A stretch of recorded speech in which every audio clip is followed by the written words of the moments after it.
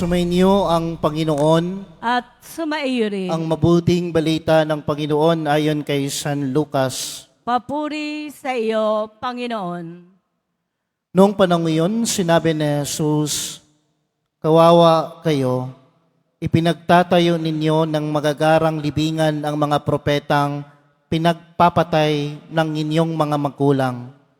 Sa ganitong paraan, kayo na rin ang nagpapatunay na sang-ayon kayo sa mga ginawa ng inyong mga magulang, sapagkat sila ang pumatay sa mga propeta at kayo naman ang nagtatayo ng libingang puntod ng mga yaon. Dahil dito, sinabi rin ng karunungan ng Diyos, magsusugo ako sa kanila ng mga propeta at ng mga apostol.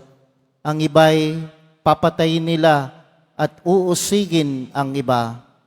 Sa gayoy, lalagpak sa lahing ito ang parusa dahil sa pagpatay sa mga propeta, buhat ng itatag ang sanlibutan na magmula kay Abel hanggang kay Zacarias, na pinatay sa pagitan ng dambanang sunugan ng mga handog at ng gusali ng templo.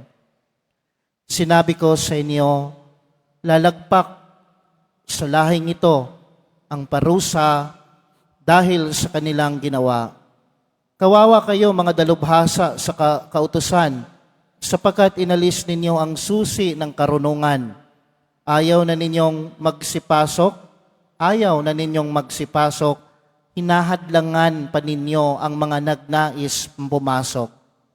At umalis si Jesus sa bahay na iyon. Mula noon, tinuligsa na siya ng mga iskriba at mga Pariseo at pinagtatanong tungkol sa maraming bagay upang masilo siya sa kanyang pananalita. Mga kapatid, ang mabuting balita ng Panginoon. Pinupuri ka namin, Panginoong Heso Kristo.